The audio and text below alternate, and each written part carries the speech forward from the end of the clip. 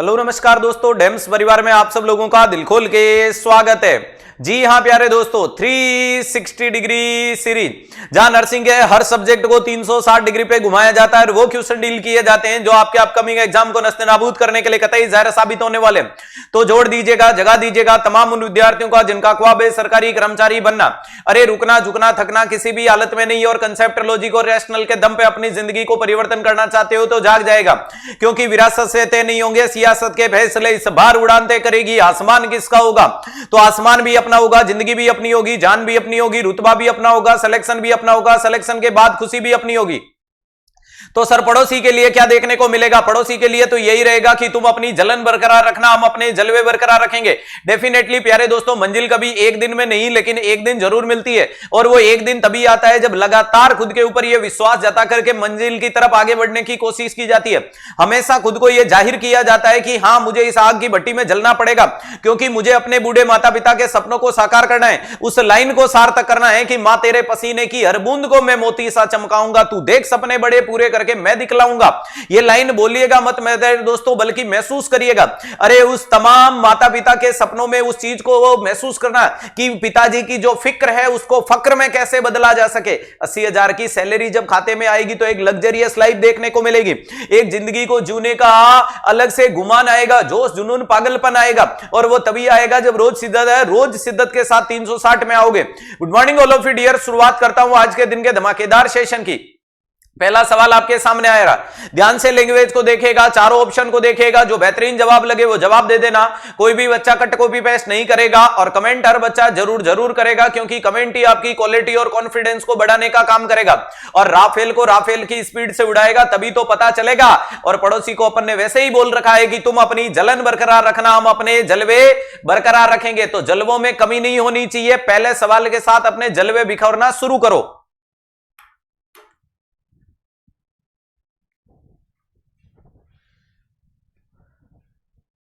क्या बात है। सवाल आपसे पहला पूछ रहा है, drug of choice of chemoprophylaxis in cholera.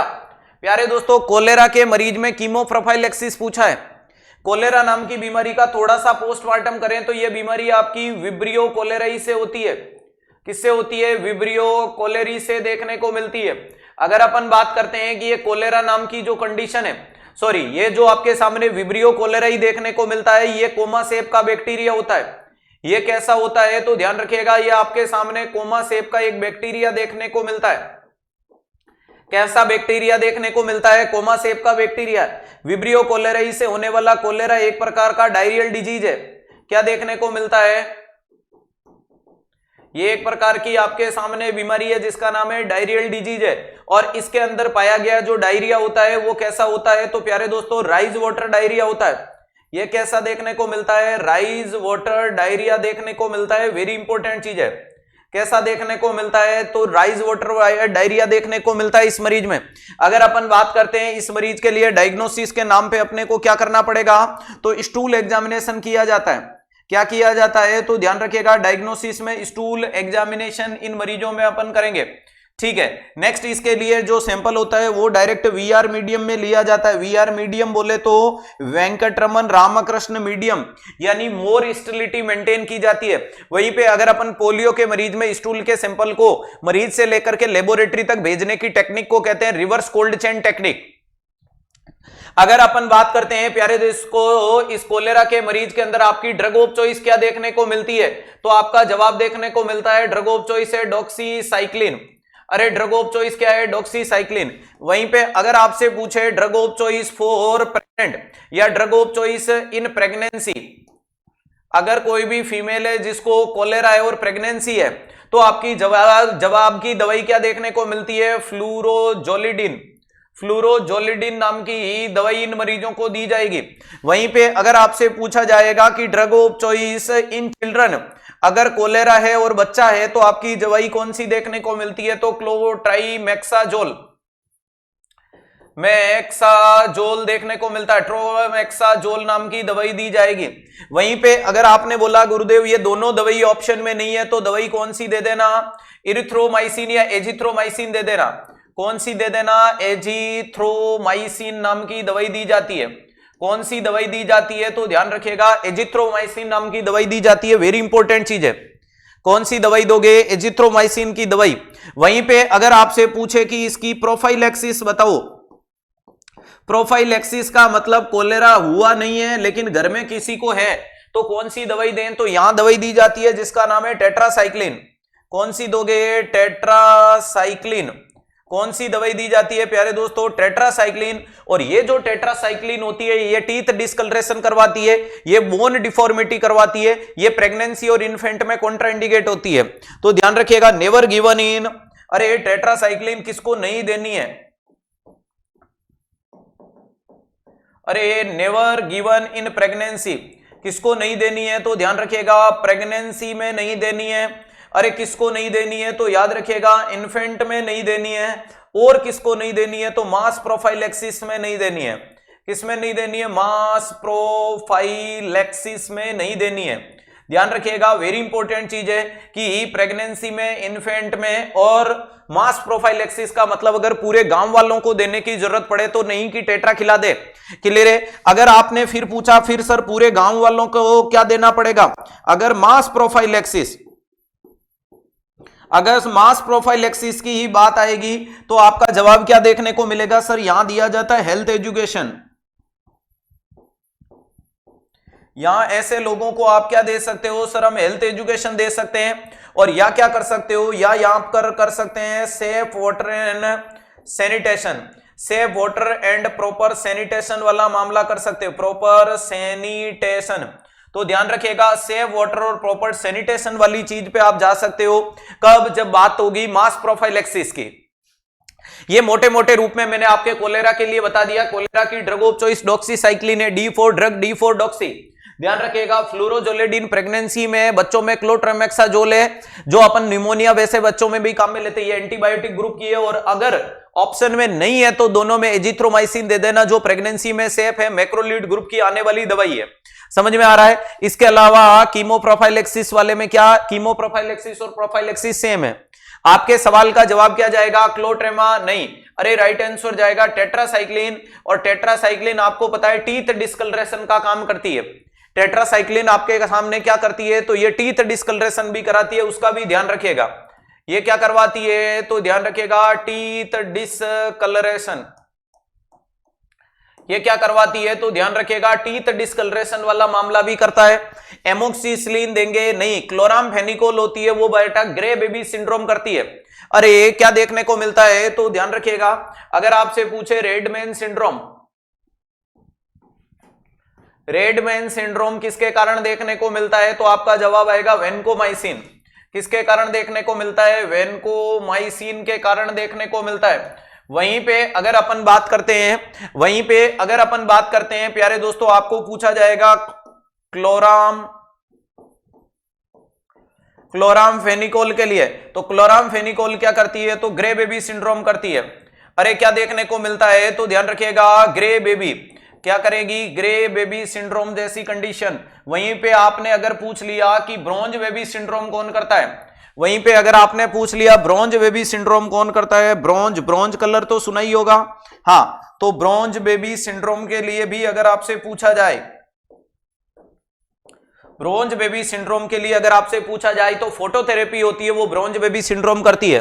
अरे कौन करती है? तो ध्यान रखिएगा फोटोथेरेपी होती है। कौन देखने को मिलती है? तो फोटोथेरेपी कौन देखने को मिलती है? तो ध्यान रखिएगा फोटोथेरेपी होती है, वो ब्रोंज बेबी सिंड्रोम करती है। तो ये आपके सामने अलग से देखने को मिलता है। इसके अलावा salty baby syndrome, sweet baby diabetes को बोला जाता है, साल्टी बेबी होता है, सिस्टिक फाइब्रोसिस को बोला जाता है।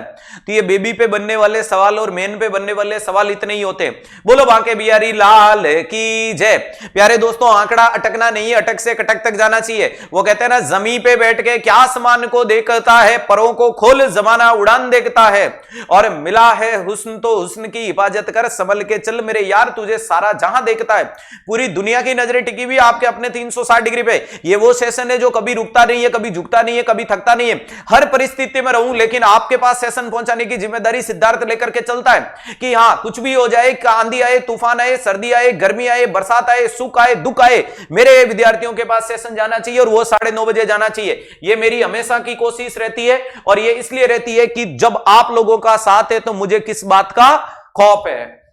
Right answer B. अगला सवाल आपके सामने, स्क्रीनशॉट लेते रहना, बढ़िया बढ़िया नोट्स बनाते रहना क्योंकि नोट्स आपको यूनिकनेस देंगे।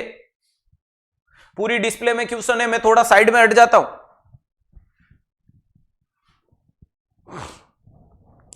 The nurse is inserted a NG tube for enteral feeding. Nurse ने एक मरीज में एनजी ट्यूब लगाई है। एंट्रल फीडिंग का मतलब प्यारे दोस्तों, आप मरीज को जिस प्रकार से अपन नॉर्मल खाना भी एंट्रल रूट से खाते हैं, ये एंट्रल फीडिंग का मतलब आप ट्यूब के थ्रू दे रहे हो। Which assessment result the best indicate the NG tube is properly place in stomach. कौन सा तरीका है जो हमें बताएगा कि ट्यूब प्रॉपरली अपनी जगह पे है?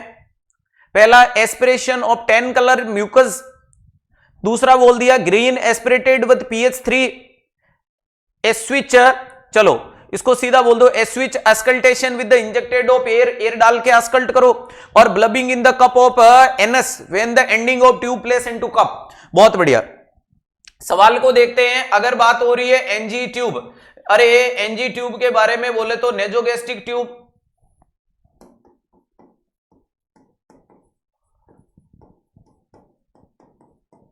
अगर बात कर रहे हैं किसके बारे में, नेजोगैस्ट्रिक ट्यूब के बारे में देखने को मिलती है। और अगर प्यारे दोस्तों ये नेजोगैस्ट्रिक ट्यूब जैसी कुछ कंडीशन देखने को मिलती है, अगर ये नेजोगैस्ट्रिक ट्यूब की बात होती है, तो अगर इंसर्ट करने से पहले अगर आपको पूछा जाएगा कि इसकी लेंथ कैसे चेक करते हैं, अगर इसकी लेंथ कैसे चेक की जाती है, तो आपका जवाब आना चाहिए कि सर इसकी लेंथ चेक करने का तरीका है tip of the knows. Tip of nose से कहां जाना है? ईयर लोब पे जाना है। और ईयर लोब से कहां जाना है? जिफोइड पे जाना है। और ईयर लोब से कहां जाना है? तो जिफोइड पे जाना है। ये वेरी इंपॉर्टेंट चीज है। वहीं पे छोटे बच्चे हैं तो tip of the nose to सीधा जिफोइड। ये हो गया। नेक्स्ट, इंसर्ट करते टाइम पोजीशन कौन सी देनी है? इंसर्ट के टाइम पोजीशन देनी हाई फोलस। हाई फोलस दी जाती है। अब ट्यूब जब इंसर्ट कर रहे हो तो पहले तो क्या करोगे? टिप के ऊपर जेली लगाओगे, मरीज को हाई फोलस के साथ में बैकवर्ड ऑफ द नेक कर दोगे, एक बार गर्दन पीछे करोगे ताकि ट्यूब यहां तक जाएगी। जैसे ही पोस्टीरियर फेरिंजियल को टच करेगी आप उसके बाद उसको बोलो flexion of the neck. Flexion of the neck, जैसे ही गर्दन आगे करेगा तो इसोफेगस खुल जाएगी, एयरवे बंद हो जाएगा और वो ट्यूब आपकी बिना अटके सीधी कहां चली जाएगी? स्टोमक में जाने के लिए तत्पर हो जाएगी। नेक्स्ट, जैसे ही आप गर्दन को फ्लेक्स कराओ उसी टाइम उसको कुछ पीने के लिए भी दे देना ताकि साथ में सिक्रेशन के साथ में आराम से अंदर चली जाएगी। नेक्स्ट, अगर आपसे पूछा जाएगा कि फीडिंग के दौरान पोजीशन कौन सी देनी है, तो ध्यान रखिएगा फीडिंग के दौरान भी हाई फोलस दी जाती है।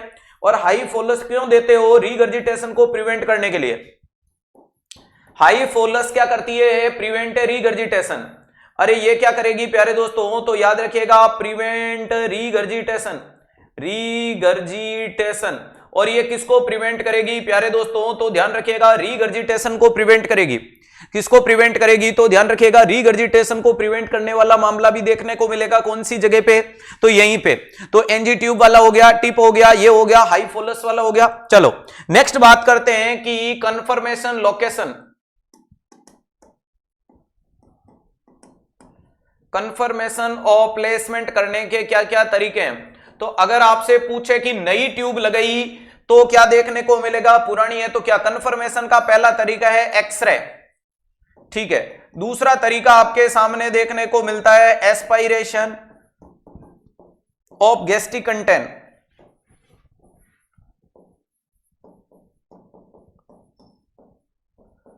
Aspiration of gastric content. तीसरा तरीका आता है अस्कल्टेशन ऑफ वूज साउंड। कौन सा साउंड देखने को मिलता है? तो प्यारे दोस्तों वूज साउंड। और वूज साउंड कहां सुना जाता है? स्टोमक में। और चौथे नंबर पे आपके सामने क्या देखने को मिलता है? तो ध्यान रखिएगा dip the tip of tube into saline. अरे सलाइन में ट्यूब को क्या करो, डिप करो। अगर यहां बबल आ रहे हैं तो समझ लेना लंग्स है, और बबल अब्सेंस है मतलब स्टोमक है। इफ बबल प्रेजेंट, ध्यान रखिएगा, अगर यहां आपको सीधा ही लिख देता हूं, इसके साथ में क्या देखने को मिलेगा, बबल। अगर आपको बबल मौजूद है तो समझ लेना किसमें, ट्यूब लंग्स में। और अगर बबल अब्सेंट है तो आपकी ट्यूब कहां है, स्टोमक में। तो आपकी ट्यूब कहां देखने को मिलती है, स्टोमक में देखने को मिलती है। अब प्यारे दोस्तों, अगर मैं इसी चीज की कहानी के किरदार को समझाऊं, भाई ट्यूब लगाई है और नई ट्यूब को प्लेसमेंट को कंफर्म करना है तो एक्सरे। ये कब काम में लेते हैं, तो ज्यादातर सिंगल टाइम। और नेक्स्ट इंपॉर्टेंट चीज है just after new tube, just after insertion. अरे नई ट्यूब लगाने के बाद कंफर्म करने का सबसे बढ़िया तरीका चेस्ट एक्सरे। अरे मरीज का क्या करवा दो, एक्सरे कर लो, ताकि आपको पता चल जाएगा कि ट्यूब लंग्स में तो नहीं है, ट्यूब स्टोमक में गई या नहीं गई। समझ पा रहे हो। नेक्स्ट आपको बोल दिया एस्पायरेशन ऑफ गैस्ट्रिक कंटेंट। दूसरे नंबर पे आप उसमें क्या करो, गैस्ट्रिक कंटेंट को एस्पायरेट करो। और अगर यहां ये कब होता है, एवरी फीडिंग के साथ, हर एक बार फीडिंग देने के लिए ये काम तो करना ही है। और अगर वहां आपको पीएच, वहां अगर आपकी पीएच हाईली एसिडिक मिलती है, कैसी मिले, हाईली एसिडिक पीएच मिले, तो आप समझ लेना कि ये गैस्ट्रिक बराबर जानकारी दे रही है, स्टोमक में। Auscultation of whoosh sound, whoosh sound का मतलब होता है 10 ml एयर ली जाती है, और 10 ml एयर को लेकर के अपन क्या करते हैं प्यारे दोस्तों, अरे 10 ml एयर लेकर के अपन उसमें पुश करेंगे, और अगर वो ट्यूब जाकर के स्टोमक के अंदर अपने को साउंड दे रही है तो इसका मतलब वो वूज साउंड को इंडिकेट कर रही है। और लास्ट हो गया कि ट्यूब को डिप करो। तो ये 4 मेथड है, चारों सही है, लेकिन कंफर्मेशन इससे करते हैं नई ट्यूब का, बाकी कंफर्मेशन फीडिंग के साथ करोगे इससे। क्लियर है। तो आपके सवाल में अगर मैं आपसे पूछूं कि यहां बोल दिया bubble in the cup of NS end of the tube place with the cup, तो बबल हर एक बार चेक नहीं करेंगे, उड़ा दो। अरे आस्कल्टिंग है, इंजेक्टिंग एयर, एम्स दिल्ली ने पूछा हुआ, इस एयर को क्या बोलते हैं, या इस मेथड को बोला जाता है वूज साउंड। क्या बोला जाता है, वूज साउंड बोला जाता है, ये भी नहीं करेंगे। यहां आपके लिए बेस्ट जवाब क्या चला जाएगा, ऑप्शन नंबर बी चला जाएगा। अरे यहां आपका बेस्ट जवाब क्या देखने को मिलेगा, बी जाएगा। एस्पिरेशन ऑफ 10 कलर म्यूकस, तो पता नहीं, म्यूकस तो लंग्स से भी निकल सकती है।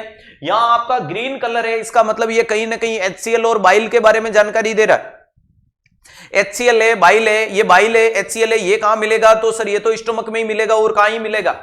क्लियर है। राइट आंसर क्या चला गया, बी। बोलो बांके बिहारी लाल की जय। जिन बच्चों ने बी दिया उन सबका तो सही है, लेकिन जिन्होंने नहीं दिया उनका दिल गलती कर बैठा है या फिर गलती कर बैठा है। अगला सवाल आपके सामने,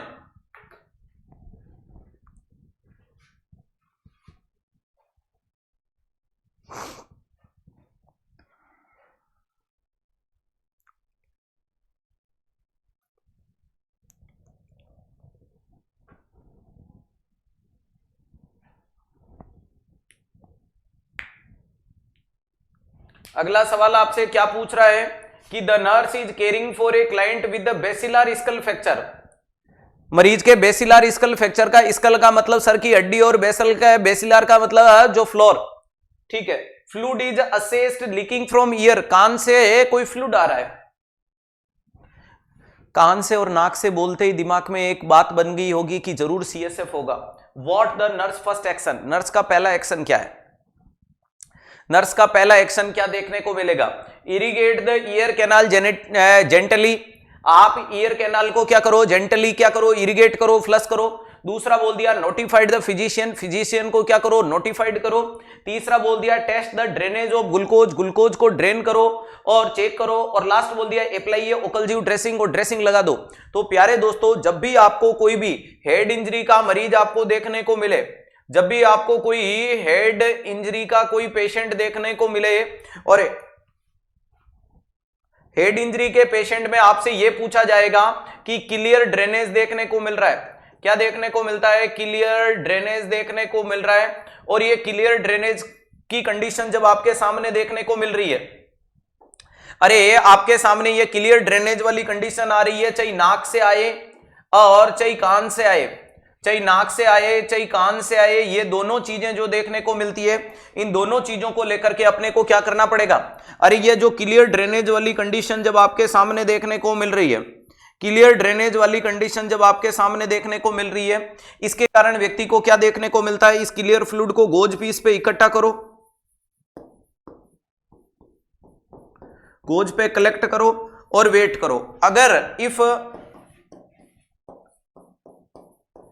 yellow ring develop, if yellow ring develop, अगर वहां क्या डेवलप हो जाती है, येलो रिंग डेवलप हो जाती है, ध्यान रखिएगा, अगर वहां येलो रिंग डेवलप हो जाती है तो ध्यान रखिएगा इस येलो रिंग डेवलपमेंट वाली कंडीशन के अंदर क्या देखने को मिलता है प्यारे दोस्तों, तो ये हमें बता रहा है येलो रिंग किसके कारण हो रही है, ग्लूकोज के कारण।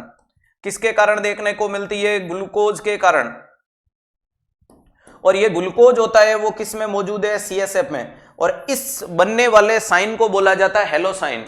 अरे इसको क्या बोला जाता है, हेलो साइन के नाम से जाना जाता है। वेरी इंपॉर्टेंट चीज है, या हेलो रिंग बोल दो, वेरी इंपॉर्टेंट चीज है। आने वाले क्लियर फ्लूइड को आपने गोज पीस पे इकट्ठा किया और अगर उसके चारों तरफ कोई येलो कलर की रिंग बन रही है, गोज पीस पे इकट्ठा किया और अगर उसके चारों तरफ कोई येलो कलर की रिंग बन रही है, आपस में बातें ना करें प्यारे दोस्तों। आप लोगों की बातों का रुझान और आप लोगों के सवालों की डिमांड इतनी ज्यादा होती है कि जो सामने वाला पढ़ाने को आया है, जो पढ़ाना चाहता है वो पढ़ा ही नहीं पाता है, क्योंकि इतने लॉट ऑफ द क्वेश्चन आते हैं, इतनी नहीं 5 मिनट टिकते हो, 5 मिनट छोड़ के लाइव चले जाते हो, तो वो तमाम विद्यार्थी जो पूरे सेशन में बैठ के पढ़ना चाहते हैं उनको डिस्टरबेंस होता है। तो कृपया करके जो टॉपिक पढ़ाया जाता है उसको लेकर के आप अच्छे से खुद को मजबूत करो। आपका जो दिमाग में बनने वाला टॉपिक है, क्या पता वो अगला टॉपिक ही हो जाए या 2 दिन पहले का टॉपिक भी हो सकता है। तो कुल मिलाकर इसलिए रोज जुड़े और लाइव में जुड़े। याद रखिएगा ये जो क्लियर फ्लूइड अपन जो गोज पीस में ले रहे हैं और जिसके चारों तरफ येलो रिंग बनती है, तो एग्जामिनर कल को पूछ सकता है किसके कारण बनती है, तो बोल देना ग्लूकोज के कारण बनती है। और ये हमें किसको इंडिकेट करके दिखा रही है, तो ध्यान रखिएगा इसको इंडिकेट किया जाता है हेलो साइन के नाम से। अरे इसको किसके नाम से बोला जाता है, तो ध्यान रखिएगा इसको हेलो साइन बताया जाएगा। क्या बताया जाएगा, तो सर इसको बोलेंगे हेलो साइन। वेरी इंपॉर्टेंट चीज है, जिन लोगों ने इस हेलो साइन पे पूरा फोकस किया उसको समझ में आ गया।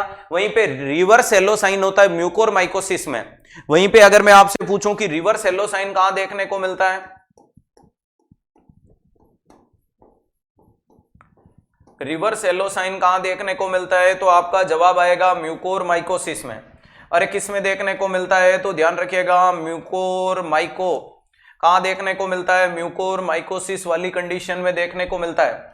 किस कंडीशन में देखने को मिलता है, म्यूकोरमाइकोसिस वाली कंडीशन में देखने को मिलता है, जिसमें क्या होता है ग्रुप ऑफ माउल्ड्स या ग्रुप ऑफ फंगस होते हैं, वो एक हार्ड कवरिंग डेवलप कर लेते हैं। अरे एक ग्रुप ऑफ माउल्ड्स या ग्रुप ऑफ फंगस होते हैं, वो एक हार्ड कवरिंग डेवलप कर लेते हैं। कहां डेवलप कर लेते हैं, तो चारों तरफ हार्ड कवरिंग डेवलप कर लेते हैं। ये वाली कंडीशन देखने को मिलती है। इसको क्या बोला जाता है, सर इसे बोला जाता है रिवर्स हेलो साइन, जिसके अंदर क्या देखने को मिलता है, हार्ड कवरिंग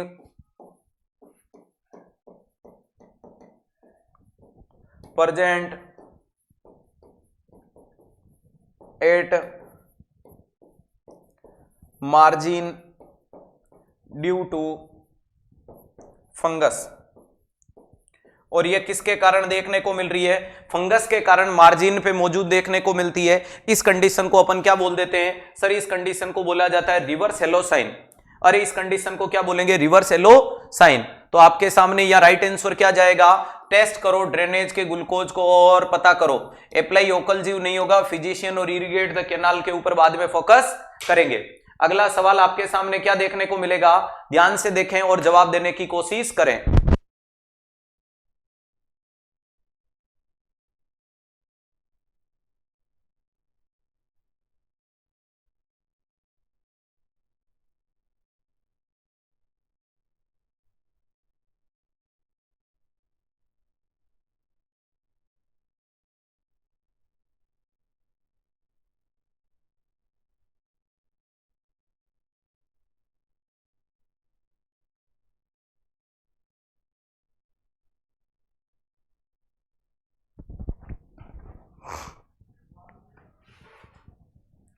क्या बात है, CO2 CO2 CO2 CO2, ये तो आपका फेवरेट सवाल आ चुका है CO2 वाला। सवाल ने पूछा which of the following gas commonly use in laparoscopic procedure. बेटा लेप्रोस्कोपी बोले तो सुना होगा दूरबीनी ऑपरेशन, और लेप्रोस्कोपी के लिए गैस्ट्रिक कंटेंट को इनसफ्लेट करने के लिए इनसफ्लेशन, अरे गैस्ट्रिक कंटेंट को इनसफ्लेशन करने के लिए कौन सी गैस काम में ली जाती है, तो CO2। अब ये CO2 क्या करती है, तो प्यारे दोस्तों जब गैस्ट्रिक कैविटी के बाद ये डायफ्राम को स्टिमुलेशन देती है, अरे ये क्या करती है, तो ध्यान रखिएगा ये किसको स्टिमुलेशन देगी, डायाफ्राम। डायाफ्राम को स्टिमुलेशन देगी, तो डायाफ्राम में स्टिमुलेशन देगी। ध्यान रखिएगा डायाफ्राम में जब स्टिमुलेशन देती है तो यहां क्या मौजूद रहती है, फेनिक नर्व। अरे यहां क्या देखने को मिलती है, फेनिक नर्व देखने को मिलती है। वेरी इंपॉर्टेंट चीज है। और ये फेनिक नर्व को जैसे ही स्टिमुलेशन मिलता है, अरे जैसे ही आपके फेनिक नर्व को स्टिमुलेशन मिलता है दोस्तों, तो ये फेनिक नर्व जाकर के आपके अंदर क्या करवाएगी, शोल्डर पेन करवाएगी। अरे ये आप में क्या करवाएगी, तो ध्यान रखिएगा ये शोल्डर पेन करवाती है। और वेरी इंपॉर्टेंट चीज है कि ये फेनिक नर्व जब आप में शोल्डर पेन करवाती है, ये एक प्रकार की कॉमन फाइंडिंग देखने को मिलती है। फेनिक नर्व आप में शोल्डर पेन करवाती है, तो ये वाली कंडीशन आप में क्या देखने को मिलती है, तो इस शोल्डर पेन को अपन एक कॉमन फाइंडिंग के नाम से जाना जाता है। क्या नाम से जाना जाता है, कि एक प्रकार का कॉमन फाइंडिंग है।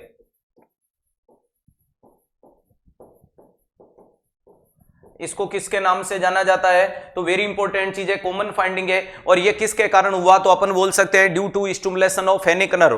फेनिक नर्व कहां से निकलती है, डायफ्राम से। वहीं पे सुपीरियर फेनिक आर्टरी और inferior phrenic artery blood supply भी देती है डायफ्राम को। डायफ्राम एक मेजर मसल से जो रेस्पिरेशन में मदद करती है। जब अपना डायफ्राम रिलैक्स हो गया तो अपने को सांस में भी बहुत बड़ी तकलीफ आ सकती है। नेक्स्ट मैंने आपको बोला था कि CO2 का जो प्रेशर है वो अगर 15 mm ऑफ एजी से ज्यादा है, या प्यारे दोस्तों 8 से कम है, तो दोनों में गड़बड़ हो सकती है। 8 से कम है मतलब प्रेशर बिल्कुल नहीं है, तो ट्रोकार आपके एओर्टा को रप्चर कर सकता है। और अगर 15 mm ऑफ एजी से ज्यादा प्रेशर आपने CO2 में डाल दिया, तो वो खुद जाकर के आपके इंफीरियर वीना केवा को दबा सकता है। ये चीज भी आपको ध्यान में रखनी है। यहां राइट आंसर क्या चला जाएगा, बी। नाइट्रोजन नहीं है, ऑक्सीजन नहीं है, हीलियम नहीं देखने को मिल रही है। ऑप्शन नंबर क्या देखने को मिलेगा, बी। जिन बच्चों ने बी दिया वो परफेक्ट है। इसके साथ प्यारे दोस्तों अगर मैं आपके सामने लिख रहा हूं कि इफ CO2 प्रेशर, क्या बोल रहा हूं, if CO2 pressure less than, अगर आपके CO2 का प्रेशर कितना है, तो लेस देन 8 mm ऑफ एजी से कम है, तो ध्यान रखिएगा यहां क्या होगा, बिल्कुल प्रेशर नहीं है। और दूसरी साइड में अगर मैं लिखूं कि इफ CO2 प्रेशर, अरे ध्यान रखिएगा अगर आपके CO2 का pressure, if CO2 pressure more than, क्या देखने को मिलेगा, अगर देखने को मिले मोर देन 15 mm ऑफ एजी, अगर 15 mm ऑफ एजी से ज्यादा देखने को मिले, यहां 8 से कम देखने को मिला, यहां 15 से ज्यादा देखने को मिला, अगर प्यारे दोस्तों 8 से कम देखने को मिला तो लेस प्रेशर है। तो ध्यान रखिएगा इसमें क्या होगा, जब अपन ट्रोकार डालते हैं, प्रेशर कम है और ट्रोकार डालेंगे तो ट्रोकार को रोकने वाला कोई नहीं है, बोले तो रीबाउंडेड फोर्स नहीं है, तो आप सीधा जाके एओर्टा से टकरा सकते हो। और एओर्टा से टकराए तो एओर्टा रप्चर हो जाएगा, तो विद इन सेकेंड मरीज की मौत हो जाएगी। अरे ये क्या हो जाएगी, तो यहां क्या देखने को मिल सकता है, chances of injury,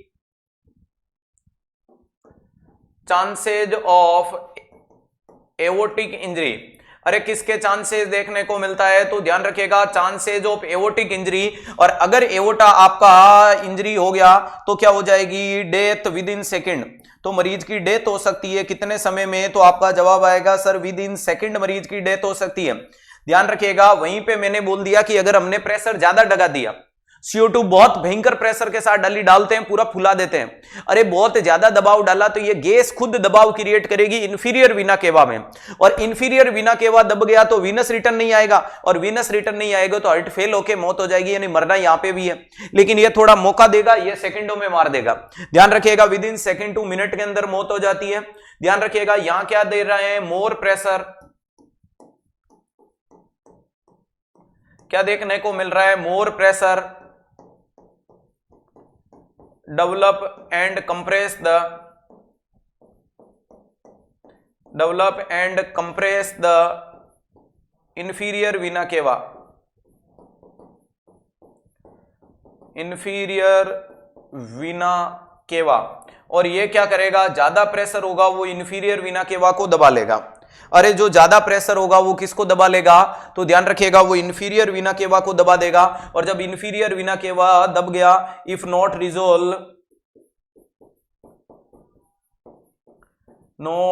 resolve then chances of death, तो किसके चांसेज हो सकते हैं, डेथ के। तो यहां पे भी मरीज की मौत हो सकती है। तो कुल मिलाकर के इसलिए प्रेशर की रेंज क्या रखी जाती है, लगभग 12 mm ऑफ एजी के आसपास रहते हैं, या बोल सकते हैं कि 10 से 12-13 के बीच on and average 12 mm of Hg का प्रेशर रखते हैं। यह आज के सेशन का सबसे यूनिक कंसेप्ट है। अपनी नोटबुक में लिख लेना, बातें करोगे तो बातों से ऊपर नहीं उठ पाओगे, समझ पा रहे हो। तो CO2 कम डालेंगे तो भी नुकसान और ज्यादा डालेंगे तो भी नुकसान, इसलिए एनेस्थीसिया टीम डिसाइड करती है, एक्यूरेट कंसंट्रेशन के अंदर उसको CO2 देने की कोशिश करती है, जिसके माध्यम से इस कंडीशन की सीवियरिटी को भी नहीं किया जा सके और इस चीज को मापा जा सके। ये रटा हुआ सवाल तो है ही कि ये फेनिक नर्व को स्टिमुलेट करता है, ये तो सबको आता है, लेकिन ये सबसे यूनिक है जो सिर्फ मेरे राफेल स्टूडेंट को आता है। अरे मैं गर्व से कह सकता हूं कि जितना तुम्हें आता है तुमसे ज्यादा किसी को नहीं आता, और जो तुम्हें नहीं आता वो पूरे विश्व में किसी को नहीं आता है। चलो अगले सवाल को, apical pulse is auscultated at site in 3 year old child. 3 साल के बच्चे में एपाइकल पल्स कहां आस्कल्ट करोगे?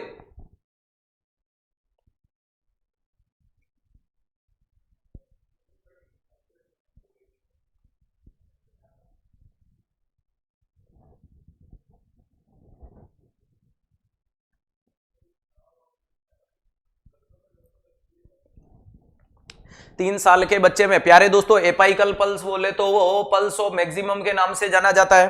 तो अगर मैं बोलूं कि point of pulse, point of sound आस्कल्टेशन,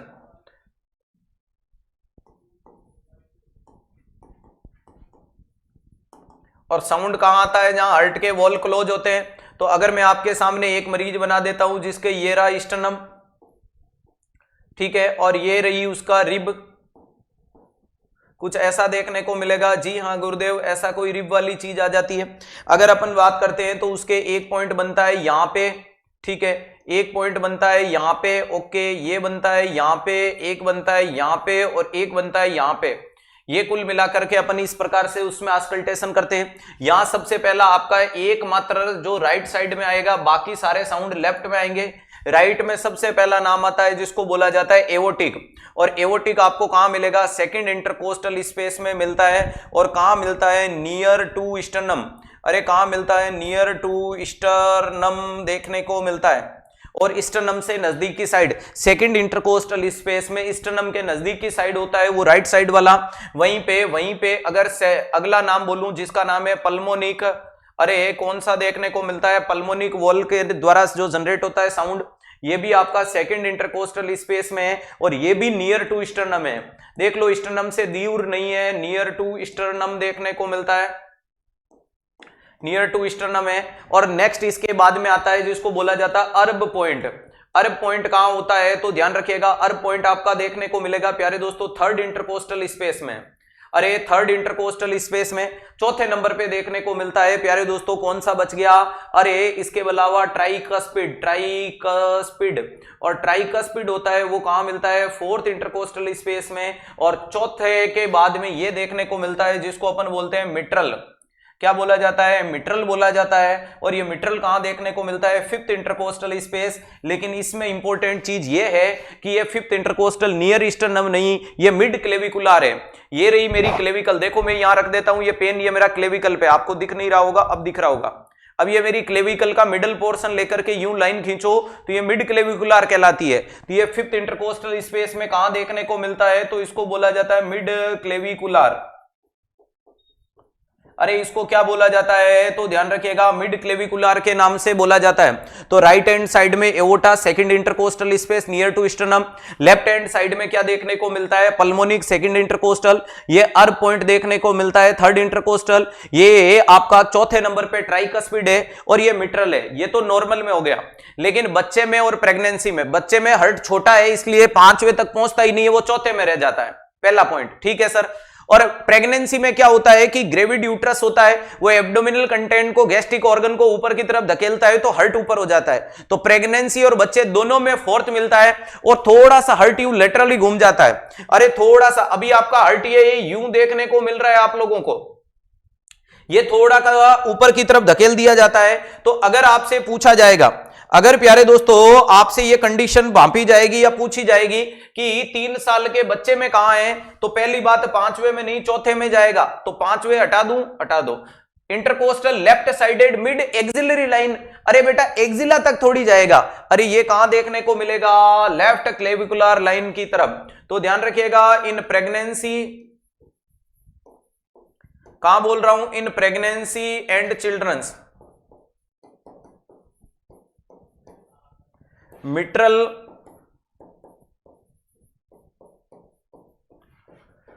present at fourth intercostal space, और कहां देखने को मिलता है? Mid clavicular line.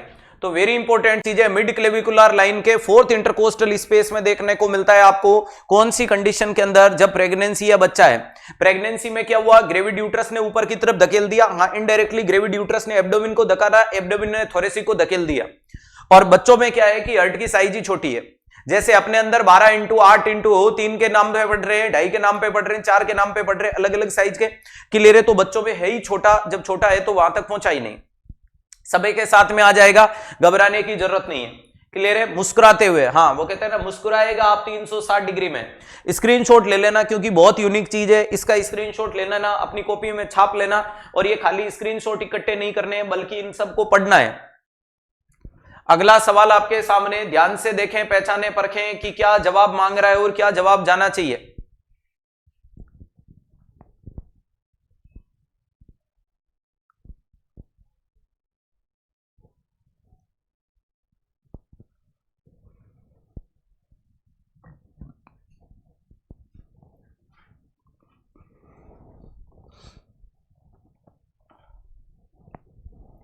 सवाल ने क्या पूछ लिया प्यारे दोस्तों आपसे?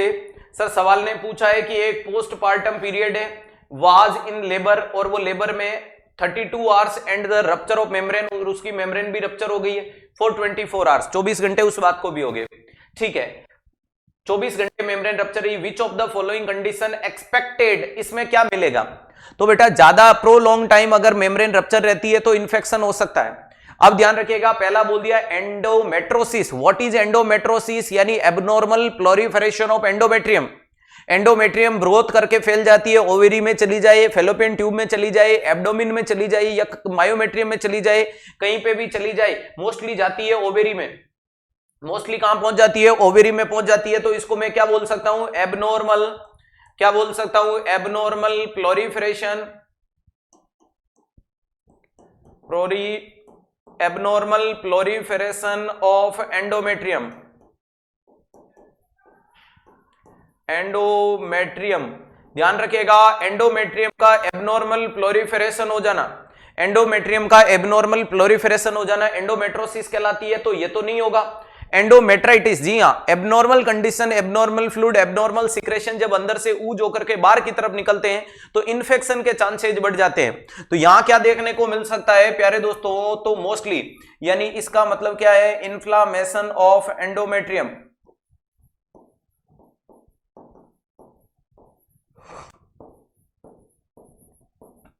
एंडोमेट्रियम, ध्यान रखिएगा, वेरी इंपॉर्टेंट चीज है। अगर कंडीशन को मैं बताऊं कि यहां क्या देखने को मिलता है कि इन्फ्लामेशन ऑफ एंडोमेट्रियम क्या कहलाता है? एंडोमेट्राइटिस कहलाता है। पेल्विक थ्रोम्बोफेलिबाइटिस, बेटा पेल्विक के थ्रोम्बस वाले एरिया में कुछ नहीं होता है, ध्यान रखिएगा। थ्रोम्बोफेलिबाइटिस उस फीमेल में होता है जो प्रोलॉन्ग बेड रिडन जैसी कंडीशन करेगी, उसमें ब्लड प्रॉपर रन नहीं करेगा तो हीमोस्टेसिस होगा और ब्लड रुक के इन्फ्लामेशन करेगा। ध्यान रखिएगा, अगर अपन बात करते हैं कि कोई भी मरीज है जो प्रोलॉन्ग बेड रेस्ट करे, क्या करे? प्रोलॉन्ग बेड रिडन रहे या बेड रेस्ट करे, उस मरीज के अंदर क्या होता है कि जो ब्लड होता है वो प्रॉपरली उतना रन नहीं कर पाता और वो धीरे धीरे स्टेसिस होता है। अरे वो ब्लड प्रॉपरली रन नहीं कर पाता है और वो धीरे धीरे क्या देखने को मिलता है? स्टेसिस होता है, यानी वहां रुकना शुरू होता है। और ये सबसे पहले रुकता है सुपरफिशियल वेन में।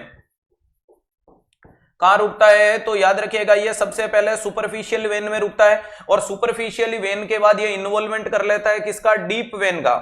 और ये डीप वेन में जब रुकेगा तो याद रखिएगा, ये डीप वेन में रुकेगा तो थ्रोम्बस बनाएगा, और ये जब डीप वेन में आपके वहां थ्रोम्बस बनता है तो ये थ्रोम्बस जाके आगे इन्फ्लामेशन का रूप धारण कर लेता है। थ्रोम्बस जाके आगे किसका रूप धारण कर लेगा? इन्फ्लामेशन का रूप कर लेगा। और इसी कंडीशन को बोला जाता है प्यारे दोस्तों, अरे इसी कंडीशन को बोला जाता है थ्रोम्बोफेलिबाइटिस, ध्यान रखिएगा। और इस कंडीशन को आपने नाम क्या दे दिया? डीवीटी, डीप वेन में जमे हुए थ्रोम्बस को डीप वेन थ्रोम्बोफेलिबाइटिस। इसका साइन आता है, बहुत इंपॉर्टेंट है, लेस करंट साइन आता है, हुमान साइन आता है। मरीज को सुपाइन पोजीशन में सुला करके पैर को 90 डिग्री पे होल्ड करके अगर आपने डोर्सीफ्लेक्शन कराया, पंजे को यूं घुमाया, तो उसको काफ मसल में अगर दर्द होता है तो उसको आप क्या बोलोगे प्यारे दोस्तों? उसको हम हुमान साइन के नाम से जानते हैं। क्या हुमान साइन। वहीं पे अगर आपको टीबी या फिबुला पे पेन होता है, रेडनेस नजर आती है, उसको लिंस्क्रेट साइन के नाम से जानते हैं, वो भी डीवीटी के मरीजों में आती है। क्लियर है। तो इस चीज में डीवीटी वाले मरीज में या थ्रोम्बोफेलिबाइटिस वाले मरीज में वार्म एप्लीकेशन नहीं देना है, कंप्रेशन नहीं देना है, मसाज वगैरह नहीं देना है, इस पे पूरा फोकस करना है। अगला नाम है salpingitis. Salpingitis is a inflammation of fallopian tube. और पोस्टमार्टम वाली फीमेल के अंदर यहां गड़बड़ नहीं होती है, पीपीएच में इतनी गड़बड़ फैलोपियन ट्यूब में नहीं होती है। इसका मतलब क्या देखने को मिलता है, तो इसे बोला जाता है इन्फ्लामेशन ऑफ फैलोपियन ट्यूब। क्या बोला जाता है? Inflammation of fallopian tube. ध्यान रखिएगा किसका इन्फ्लामेशन देखने को मिलता है, तो फैलोपियन ट्यूब का इन्फ्लामेशन वाली कंडीशन है। अरे किसकी कंडीशन देखने को मिलती है? इन्फ्लामेशन ऑफ फैलोपियन ट्यूब है, ये भी उड़ा दीजिएगा। राइट आंसर क्या देखने को मिलेगा? Option number B. क्या देखने को मिलेगा? Option number B. जिन बच्चों ने इसका सही जवाब दिया उनके लिए अगला सवाल बहुत बढ़िया है। अरे बार बार सीएचओ कर रहे हो तो दे दो फटाक से जवाब। मैं कर लेता हूं पानी से गले को तर, तुम कर दो कमेंट बॉक्स को इतर बितर।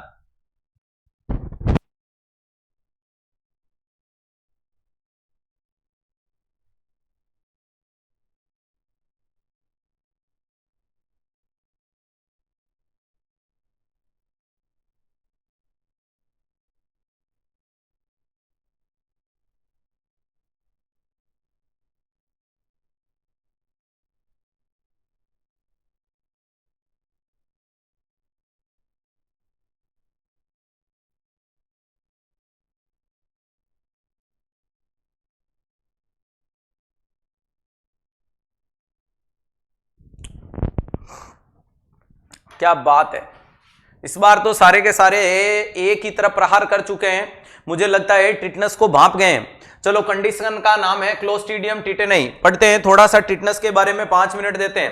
ध्यान रखिएगा टिटनस क्या होता है। टिटनस तो टिटनस का मतलब होता है कि एबनॉर्मल कॉन्ट्रैक्शन का आना या ग्रुप ऑफ मसल्स में कॉन्ट्रैक्शन का आना। अगर इस टिटनस का मतलब ही क्या होता है, तो ध्यान रखिएगा इसका मतलब ही होता है कॉन्ट्रैक्शन। इसका टिटनस वर्ड का मतलब ही क्या है? कॉन्ट्रैक्शन, जो एक प्रकार की बैक्टीरियल डिजीज है, जो एक प्रकार की क्या देखने को मिलती है, तो ध्यान रखिएगा ये एक प्रकार की बैक्टीरियल डिजीज है जो किससे होती है? क्लोस्ट्रीडियम टिटेनी से होती है। क्लोस्ट्रीडियम किससे देखने को मिलती है? क्लोस्ट्रीडियम टिटेनी से देखने को मिलती है। वेरी इंपॉर्टेंट चीज है। अगर मैं कंडीशन को भांपूं कि ये क्लोस्ट्रीडियम टिटेनी से होता है, ये इसके फैलने का most common mode of transmission अगर मैं आपसे पूछूं तो ये किससे होती है? कंटामिनेटेड ऑब्जेक्ट से, या बोल सकते हैं contact with the non intact skin. ध्यान रखिएगा ये कैसे देखने को मिलता है, तो इसका डायरेक्ट पेनिट्रेशन होता है।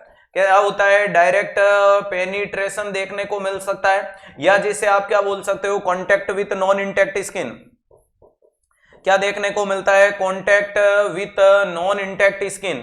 क्या देखने को मिलता है? Non intact skin. Very important चीज है, ध्यान रखिएगा ये डायरेक्ट पेनिट्रेशन वाली कंडीशन है। यहां क्या देखने को मिलता है? Contact with the non intact skin वाली कंडीशन देखने को मिलती है। नेक्स्ट अगर आपसे बोला जाता है कि इसके कितने टाइप होते हैं, तो प्यारे दोस्तों एक टाइप है जिसको बोला जाता है ट्रोमेटिक टिटनस। अरे एक टाइप होता है जिसको क्या बोला जाता है? ट्रोमेटिक बोला जाता है। दूसरा होता है जिसको बोला जाता है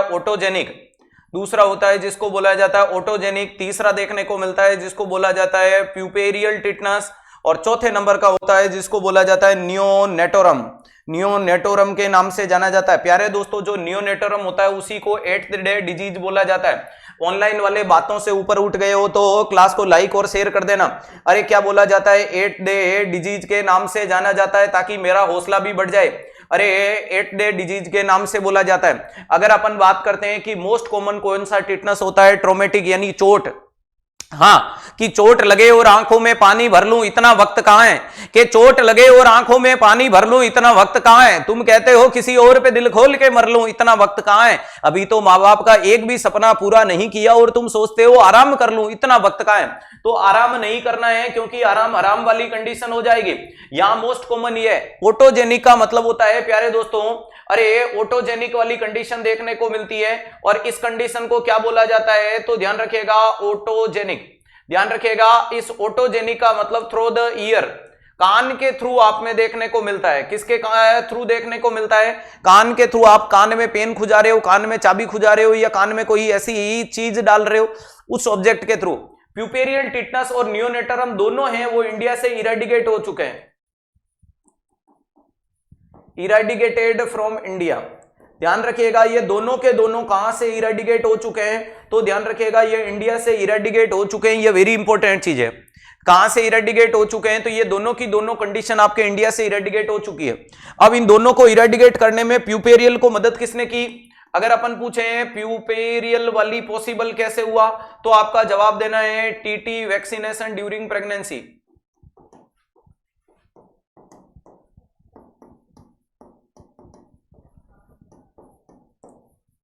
टीटी वैक्सीनेशन ड्यूरिंग प्रेगनेंसी वाली कंडीशन से देखने को मिलेगा।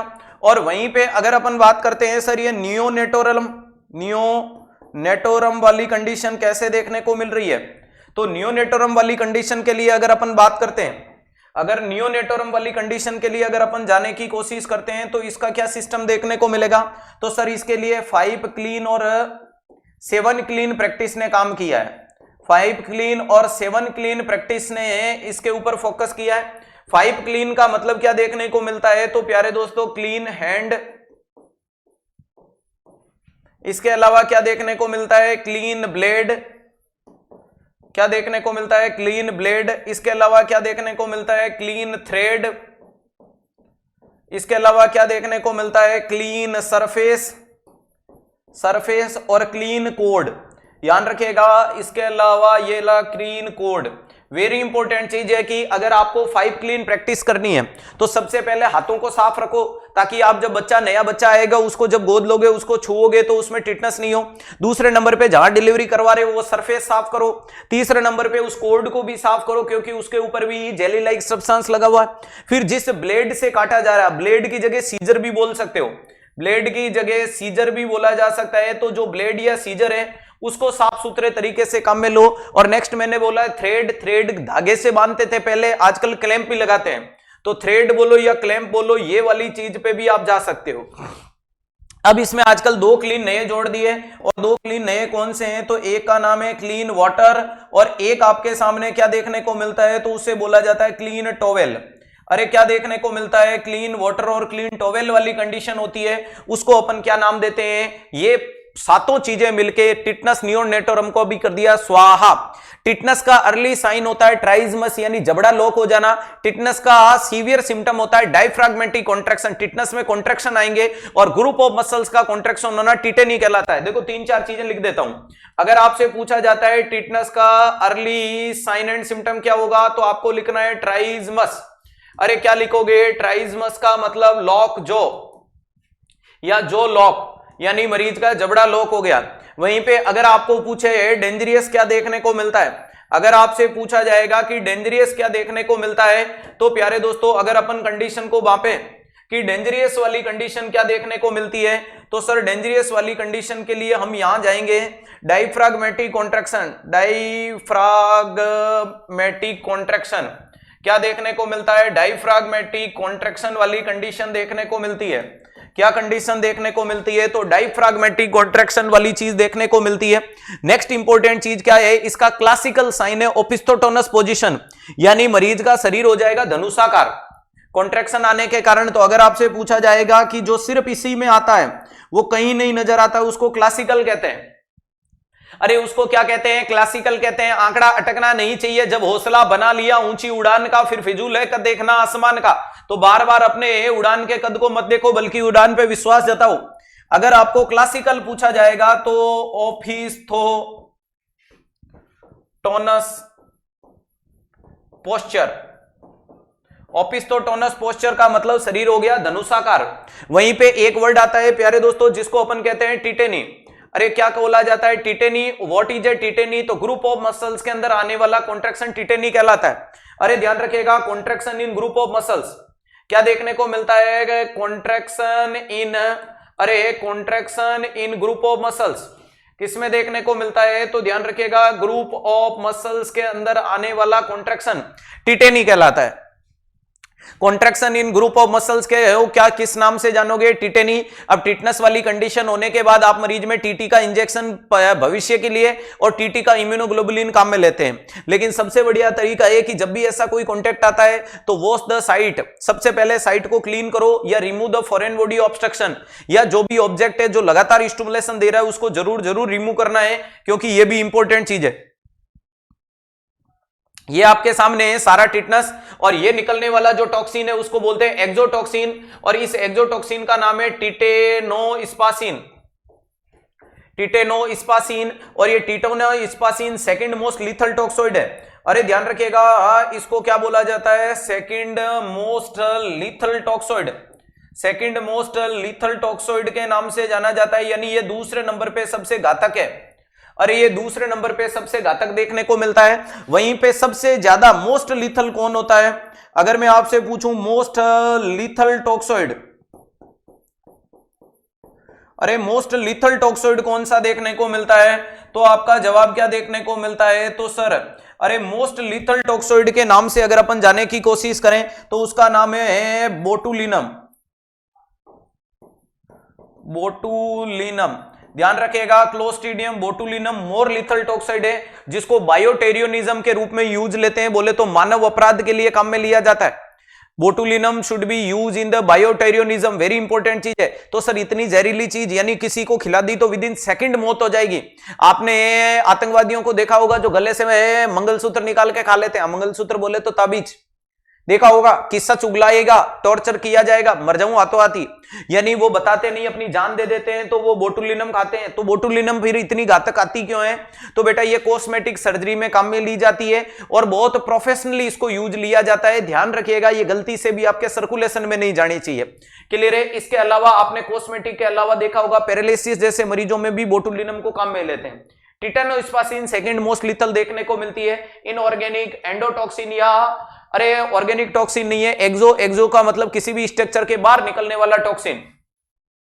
ये स्ट्रक्चर है, इस स्ट्रक्चर से निकल के जो बाहर की तरफ टॉक्सिन निकल के आता है उसको किसके नाम से जाना जाता है? उसको एक्सोटॉक्सिन बोला जाता है। बोलो बांके बिहारी लाल की जय। मेरे हिसाब से टिटनस और टिटनस से बनने वाले तमाम सवालों को समझने की कोशिश की होगी।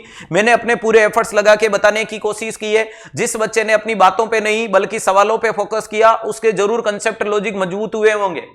अगला सवाल आपसे क्या पूछ रहा है? बहुत आसान और बहुत बढ़िया सवाल है, गलती से गलत मत कीजिएगा।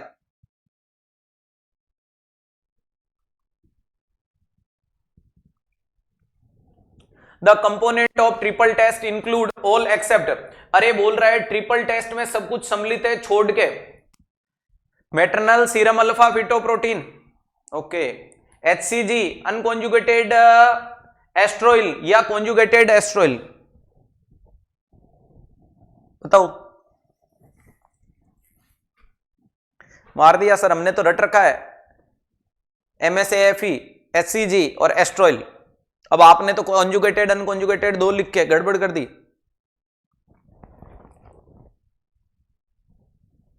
लाइक वाला आंकड़ा नीचे है लाइव से, कोशिश करो कि जिसने अपनी ईमानदारी का कर्तव्य निर्वहन नहीं किया तो करो।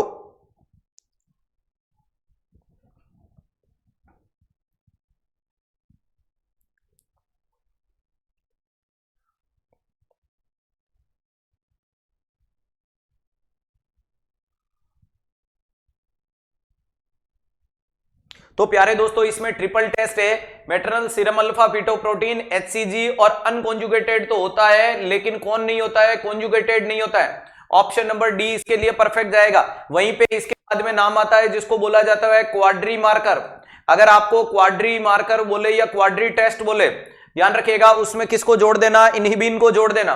क्वाड्री मार्कर या क्वाड्री टेस्ट है उसके अंदर किसको जोड़ देना? तो यही मैटरनल सीरम अल्फा फिटोप्रोटीन। इसके अलावा क्या आएगा? तो ध्यान रखिएगा बीटा HCG आता है।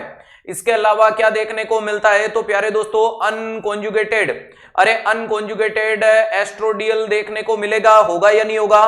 देखने को मिलेगा। और इसके अलावा कौन होता है? इनहिबिन देखने को मिलता है। कौन देखने को मिलता है? इनहिबिन। ये चार चीजें आपके सामने आती है। इसीलिए आपने देखा होगा अनकॉन्जुगेटेड को अपन यूई से लिखते हैं। यूई का मतलब अनकॉन्जुगेटेड एस्ट्रोइल होता है। अरे अनकॉन्जुगेटेड तो होता है, लेकिन कॉन्जुगेटेड जो जुड़ा हुआ होता है उसको इसमें सम्मिलित नहीं किया जाता। तो जिन बच्चों का दिल गलती कर बैठा है या फिर गलती कर बैठा है, यहां कीजिएगा, क्योंकि किसी महान पुरुष ने कहा था कि गिरते हैं 100 सवारे मैदान जंग में। अरे वो तिफली क्या गिरे जो घुटनों के बल चलते हैं। तो घुटनों के बल चलने वाले कभी नहीं गिरते हैं, तो घुड़सवारी भी नहीं सीखते हैं। तुम्हारा यहां गलत होगा तो एग्जाम हॉल में नहीं होगा, ये मेरा चैलेंज रहेगा। चलेगा, अगला सवाल आपके सामने, ध्यान से देखें, पहचाने परखें और जवाब देने की कोशिश करें।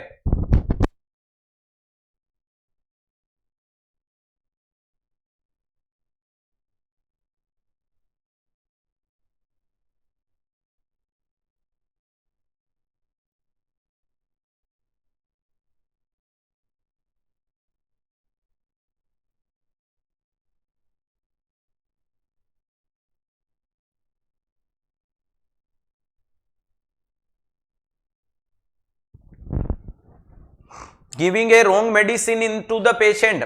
अरे भैया जी गलत मेडिसिन दे दी क्यों थी? अरे एसोल्ट का मतलब होता है कि मरीज के साथ, अरे भैया जी लड़ाई झगड़े जैसी कुछ चीज करना।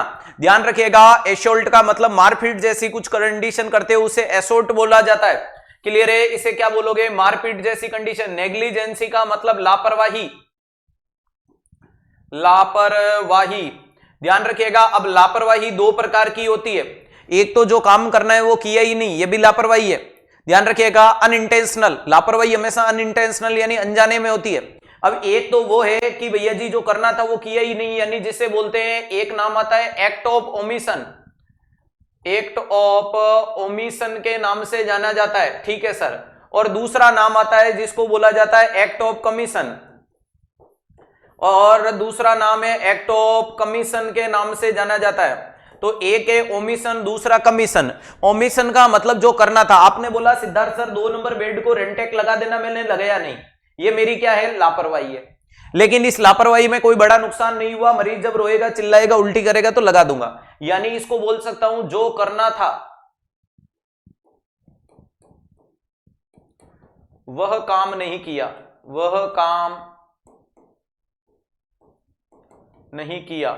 अरे भैया जी जो काम करना था वो काम आपने नहीं किया, इसको आपने क्या बोल दिया? Act of omission, negligence.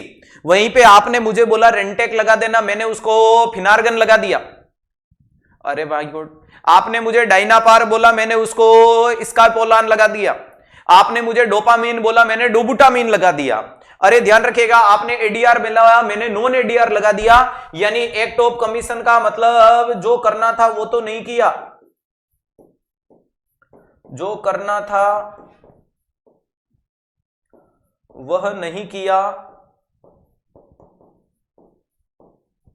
बल्कि